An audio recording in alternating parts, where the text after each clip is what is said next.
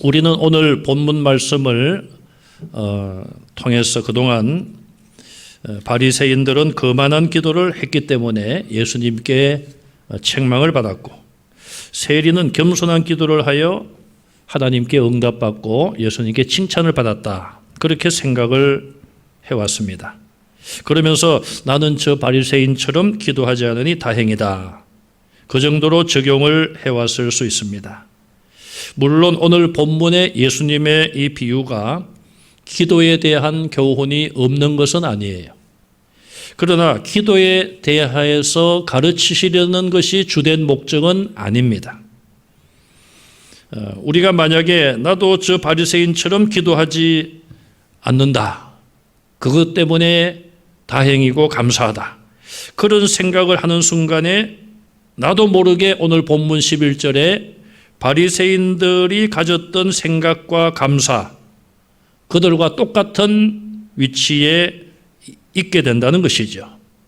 그러므로 우리는 오늘 본문 말씀을 다시 한번 조심스럽게 우리가 말씀을 함께 묵상을 하고 또 우리의 삶에 적용할 필요가 있습니다. 먼저 생각할 것은 예수님께서 이 말씀을 누구에게 왜 하셨는가? 그것이 가장 중요한 말씀이에요. 오늘 본문 9절에 보시면은 자기를 의롭다고 믿는 자들, 나는 의롭다, 죄가 없다. 또 다른 사람을 멸시하는 자들, 다른 사람을 무시하고 멸시하고, 어떤 신앙적인 면에서 하는 겁니다. 또 윤리와 도덕적인 면에서도 마찬가지예요. 다른 사람을 멸시한다. 당신은 나보다 믿음이 적어. 나는 당신보다 기도를 많이 하고 당신은 기도를 적게 해.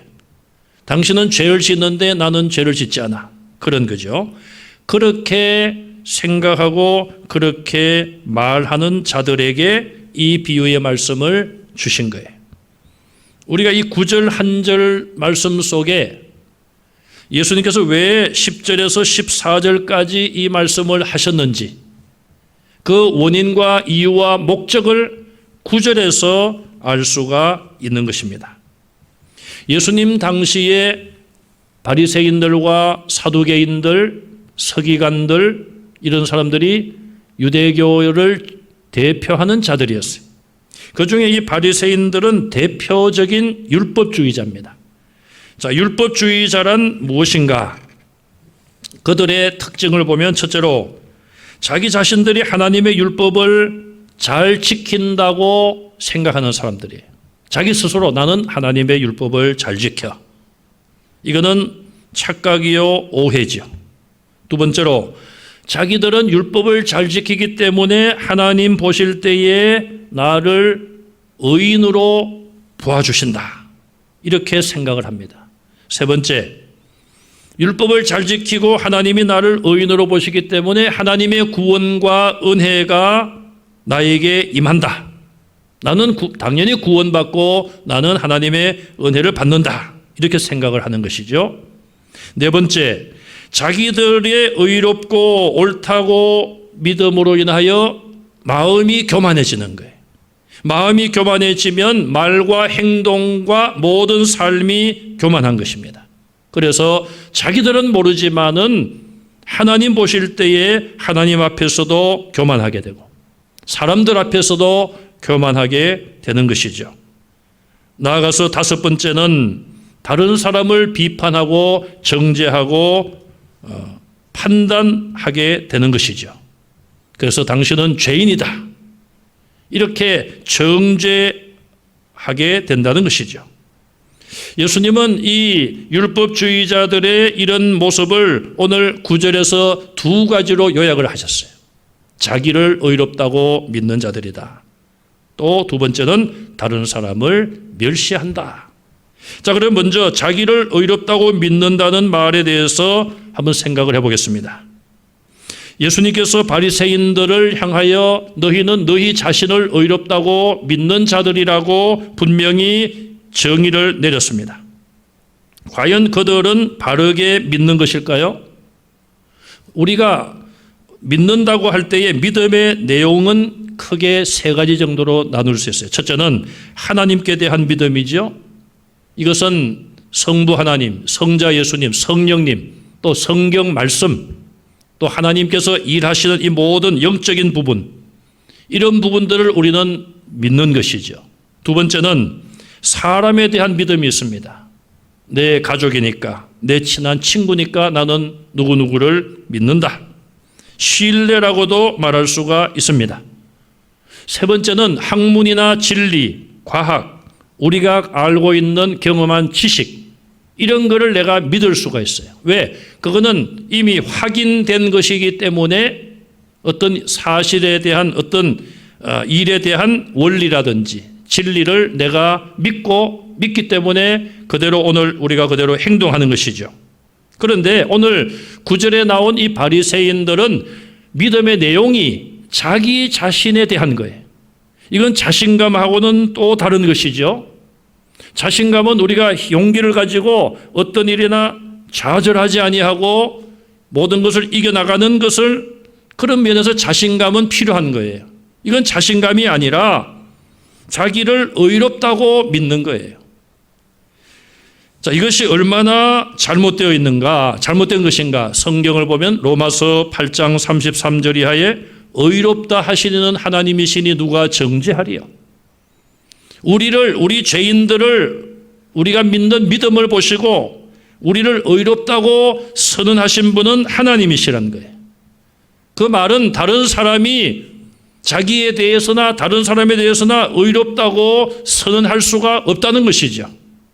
하나님만이 죄인들을 의롭다고 말씀하실 수 있는 거예요.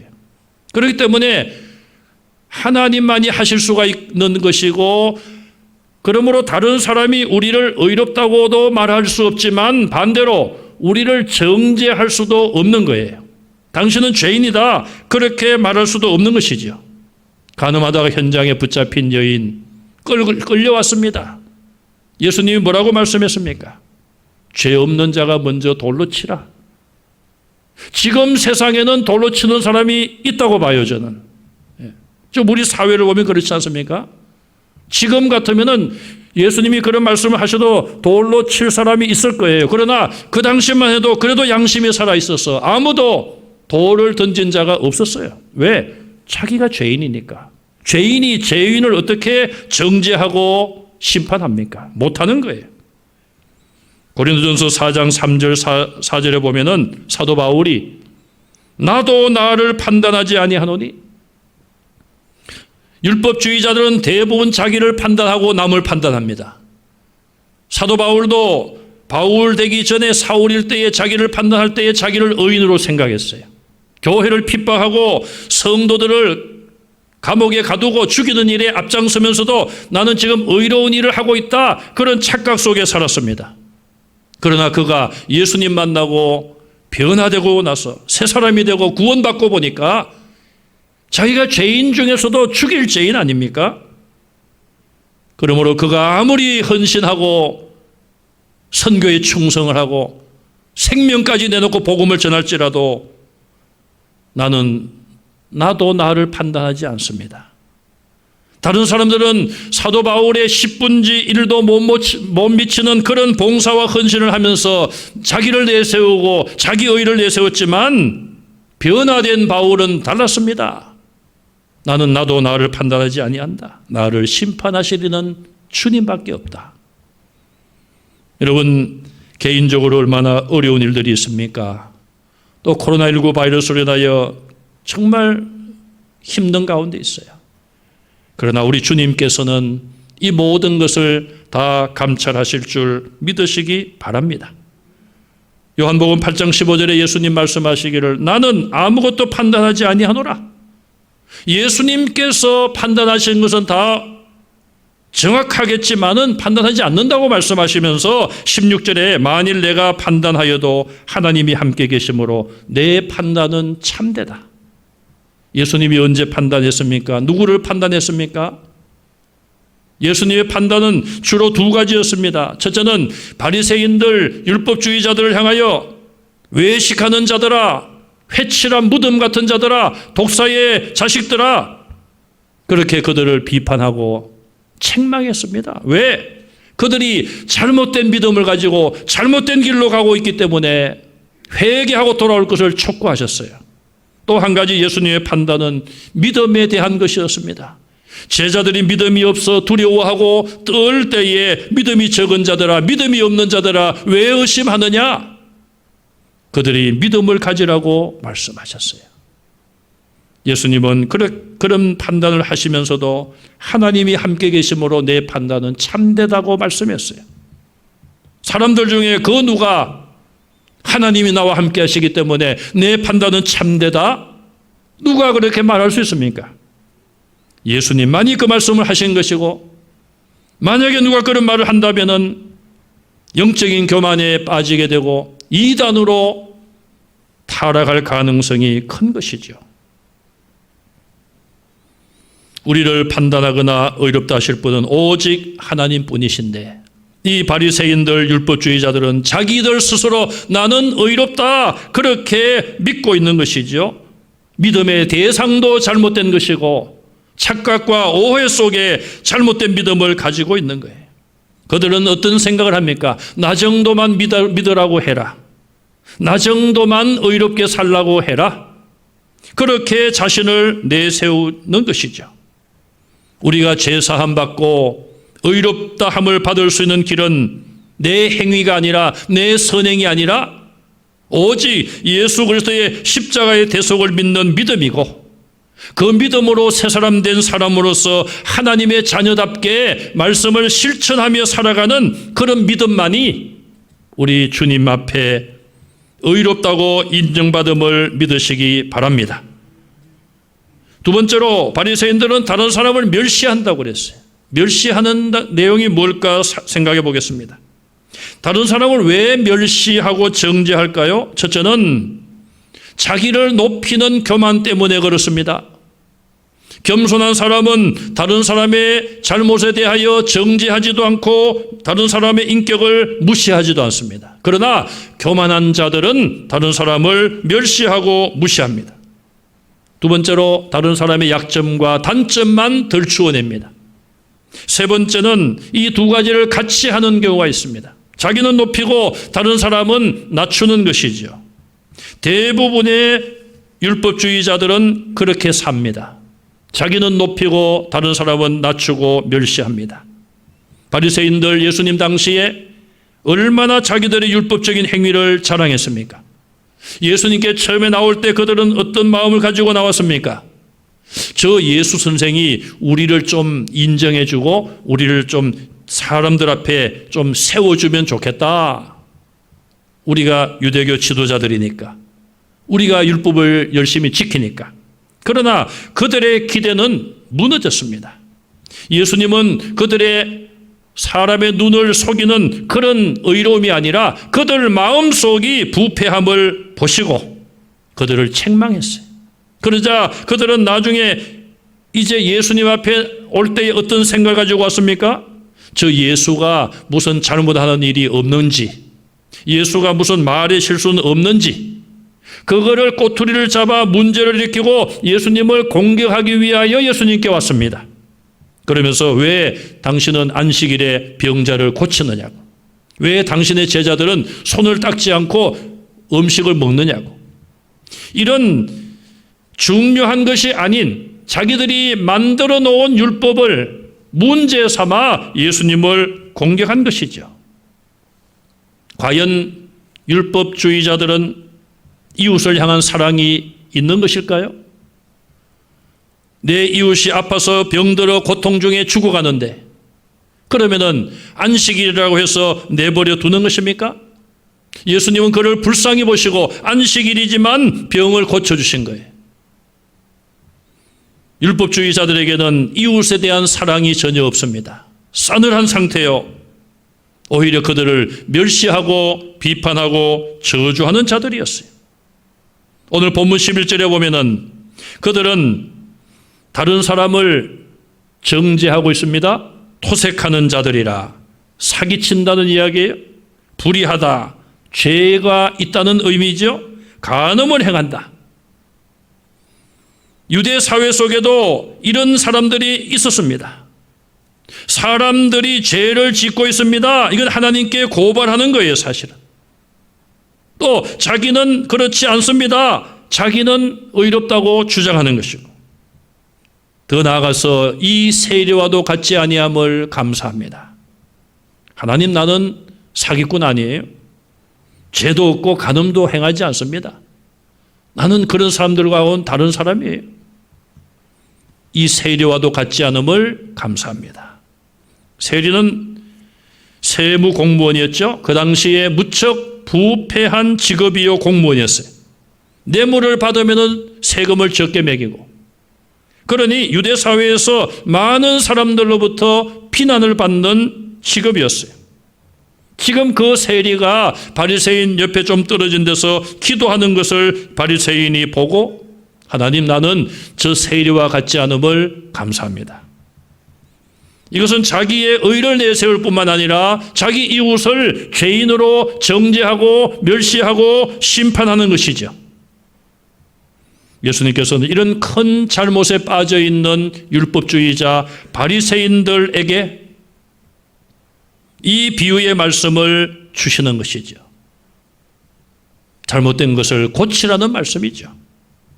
자, 그 다음에 우리는 기도하는 바리새인의 모습을 통하여 몇 가지 교훈을 한번 찾아보겠습니다. 그는 어떤 자세로 기도를 합니까? 앞서 말씀드린 것처럼 자기는 의인이라는 생각과 교만한 마음과 자세를 가지고 기도합니다. 다른 사람들과 어울리지 아니하고 좀 뚝 떨어진 별도의 자리에 서서 사람들의 시선을 모을 수 있는, 관심을 모을 수 있는 그런 자리에 서서 세리는 하늘을 쳐다보지 못하고 기도하지만 이 사람은 하늘을 쳐다보면서 기도하고 있습니다. 옛날에는 기도할 때에 오늘날처럼 눈을 감고 한 것이 아니라 유대인들은 하늘을 우러러보며 눈을 뜨고 기도했습니다. 자, 기도는, 진정한 기도는 겸손한 자만이 할 수 있습니다. 왜? 기도는 하나님을 높이는 것이죠. 기도의 요소를 몇 가지로 정리해 보면, 첫째는 하나님을 높이는 거예요.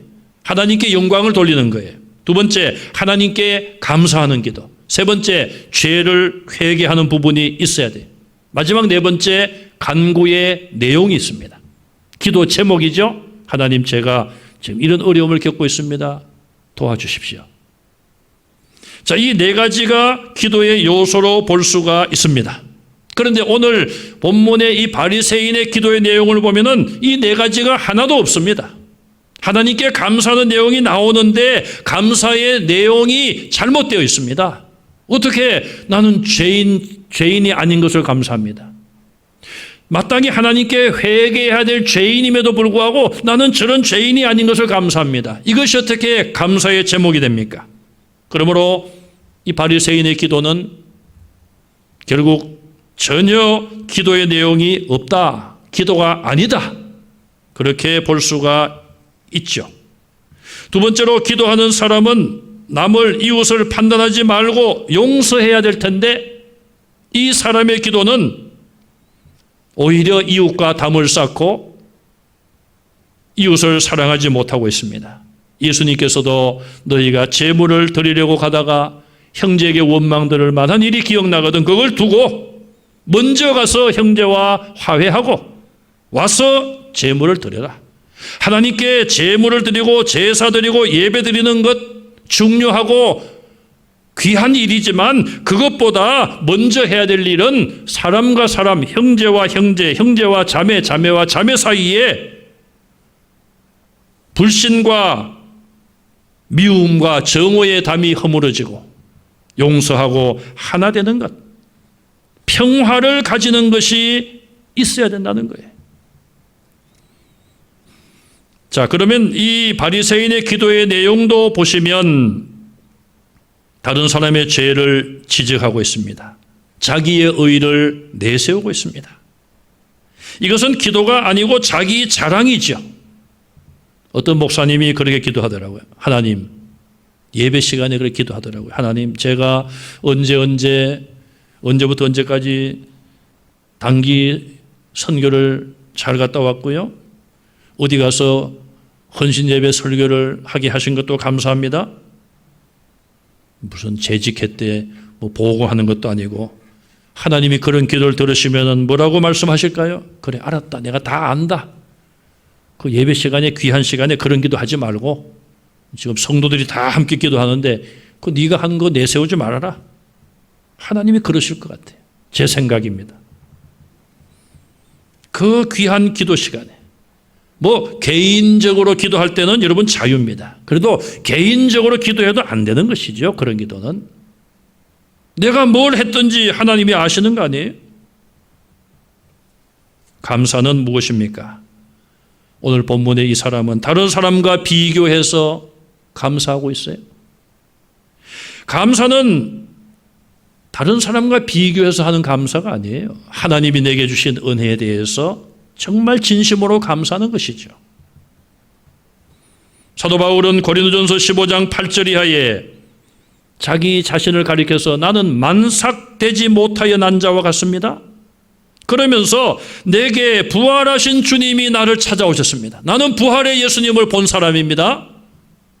만삭되지 못한 모자라는 사람 같은 나에게도 부활하신 예수님이 나를 찾아오셨습니다. 여러분, 부활의 예수님을 만난 것이 얼마나 큰 영광인지 몰라요. 글쎄요, 여러분 일생을 살아오면서 꿈에서나 또 비몽사몽간에 예수님을 보신 적이 있으신지요? 뭐 꿈을 꾸는데 예수님인지 모르지만은 예수님 같은 분이 꿈에서 나타나셨다? 얼마나 기뻐요. 얼마나 큰 영광이에요. 그런데 바울은 부활하신 예수님을 직접 만난 것. 그래서 바울은 만삭되지 못하여 태어난 자, 모자라는 사람 같은 나에게 부활의 주님이 찾아오셨다. 그걸 감사하는 거 아니에요? 감사는 자기를 죄인으로 깨달을 때의 감사가 있는 거예요. 감사는 겸손할 때의 진정한 감사, 하나님의 은혜를 높이는 거예요. 그리고 또 바울은 이렇게 말합니다. 나는 교회를 박해까지 한 사람인데 내게 사도의 직분을 주시니 내가 감당할 수 없는 은혜입니다. 이것도 마찬가지예요. 사도의 직분을 주신 것에 대해서 감사하면서 자기를 가리켜서 나는 교회를 박해했던 죄인 중에 죄인입니다. 나 같은 자에게 이런 영광스러운 직분을 주십니까? 영광스러운 직분에 대해서 하나님께 감사하며 하나님의 은혜를 찬양하면서 자기 자신을 낮추는 거예요. 이것이 진정한 감사가 되는 것입니다. 그의 바리새인의 기도의 내용은 자랑으로 가득 차 있어요. 나는 일주일에 2번 금식합니다. 여러분, 일주일에 5번을 금식을 하든지 40일 금식을 10번, 20번 하든지 하나님께 기도할 내용이 아니란 것이죠. 하나님이 다 아시는 것입니다. 그럼 왜 이런 기도를 하는 것입니까? 사람들에게 듣게 하려고, 사람들의 인정을 받으려고, 사람들이 야, 참 저분 대단하다, 그런 인정을 받으려고 하는 것입니다. 여러분, 기도가 인정받기 위한 것입니까? 하나님께 감사하고 하나님의 은혜를 구하는 것이 기도가 아니겠어요? 예수님이 이렇게 지적하신 것을 보면 결국 이 바리새인의 기도 속에는 하나님께 도움을 구하는 것이 하나도 없습니다. 도움을 구하는 것이 하나도 없다는 거예요. 그러면 이 사람은 하나님의 은혜 없이도 지금까지 살아온 사람이고 앞으로도 지금도 앞으로도 하나님이 은혜 주시지 않아도 살아갈 수 있다고 스스로 인정하는 것이 되는 것이죠. 그 다음에 세리의 기도를 보십시다. 세리는 어떤 모습으로 기도합니까? 13절에 멀리 서서 감히 바리새인 건방에도 가지 못하고 사람들과 어울리지도 못하고 그냥 한쪽 귀퉁이에서 눈을 들어 하늘을 쳐다보지도 못하고 고개를 숙이며 가슴을 치면서, 성경에 가슴을 친다는 표현이 많이 나오지 않아요.